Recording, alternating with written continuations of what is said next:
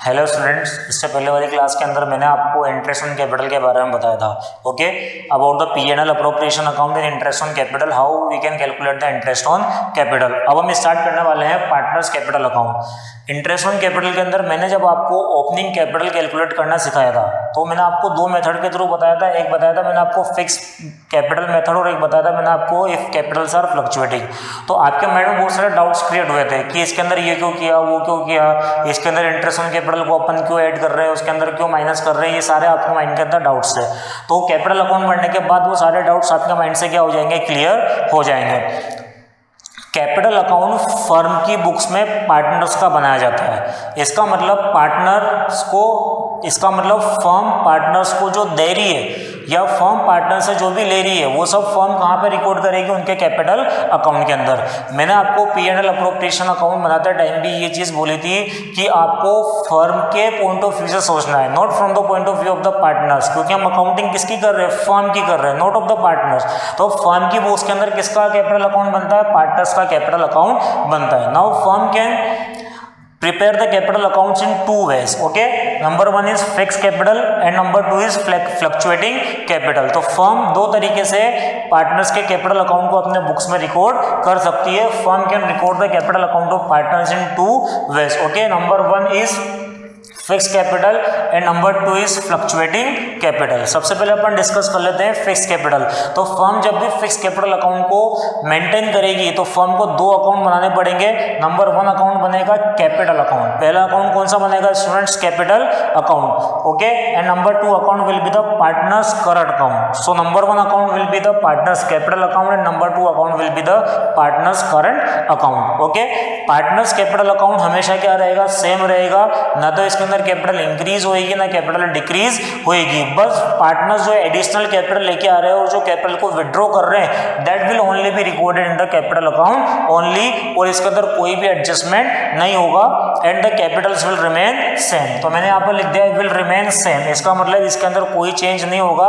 Just आपको क्या लिखना पड़ेगा, ओपनिंग कैपिटल को लिखना पड़ेगा और उसको क्लोज करना पड़ेगा बाई बैलेंस कैरिड डाउन या टू बैलेंस कैरिड डाउन से। ओके, आपको ध्यान रखना है इसके अंदर कि हमेशा क्रेडिट बैलेंस होगा। हमेशा क्रेडिट बैलेंस का मतलब यहाँ पर है कि आपका यहाँ पर कैपिटल बैलेंस हमेशा पॉजिटिव रहेगा, नेगेटिव नहीं रहेगा, और उसका बैलेंस हमेशा क्या रहेगा, क्रेडिट बैलेंस रहेगा। ओके, तो हमने क्या डिस्कस किया कैपिटल अकाउंट के अंदर कि कैपिटल एक तो फिक्स रहेगी और कैपिटल के अंदर कोई चेंज नहीं होगा। कब तक, जब तक या तो पार्टनर अपनी कैपिटल को विड्रॉ नहीं कर लेता या पार्टनर उस फॉर्म में एडिशनल कैपिटल लेके नहीं आ जाता है। Other than that the capital account will remain same and this account will always show credit balance. आपको ध्यान रखना है स्टूडेंट, इसका हमेशा जो बैलेंस रहेगा वो क्या रहेगा, क्रेडिट बैलेंस रहेगा।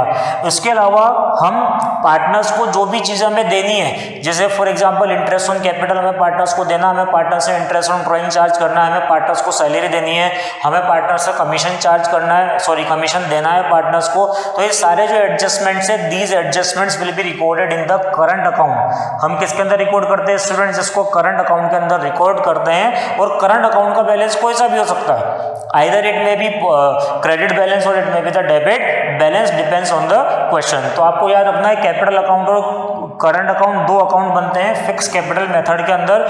To accounts are prepared, number one is capital account which is generally same and this account will always shows a credit balance, and number two account is current account. All the adjustments related to the partners, whether it is interest on capital, interest on drawing, salary or commission, these adjustments or the profit and loss appropriation account, these adjustments will be recorded in the current account. ये कहाँ पर record किया जाएगा, current account में record किया जाएगा। Apart from this the second method is fluctuating capital. Fluctuating capital के अंदर आपको दो दो अकाउंट बनाने की रिक्वायरमेंट नहीं है। हम कैपिटल अकाउंट प्लस पार्टनर्स को हमें जो जो भी चीजें देनी है, जो भी उसके एडजस्टमेंट्स है, वो सभी चीजें हम एक सिंगल अकाउंट के अंदर रिकॉर्ड करते हैं, जिसको अपन क्या बोलते हैं, फ्लक्चुएटिंग कैपिटल मेथड। तो फ्लक्चुएटिंग कैपिटल मेथड के अंदर आपको दो अकाउंट बनाने की जरूरत नहीं है, एक सिंगल अकाउंट बनाया जाता है पार्टनर्स कैपिटल अकाउंट, जिसके अंदर पार्टनर्स की सारी कैपिटल आ जाएगी और सारे जो एडजस्टमेंट्स है पार्टनर्स से रिलेटेड वो सब हम कहाँ पर रिकॉर्ड कर लेंगे, उसी सिंगल अकाउंट के अंदर हम रिकॉर्ड कर लेंगे। तो इस अकाउंट का डेबिट बैलेंस भी हो सकता है और क्रेडिट बैलेंस भी हो सकता है, आपको याद रखना है। सो दिस अकाउंट में have both credit balance as well as debit balance, because in this method only a single account is prepared related to the capital as well as all adjustments related to the partners. Okay, तो आपको याद रखना है partners capital account can be prepared in two ways. Number one is fixed capital, number two is fluctuating capital. In fixed capital method, two accounts will be prepared. Number one is capital account and number two is partners current account. Capital account will generally remain same.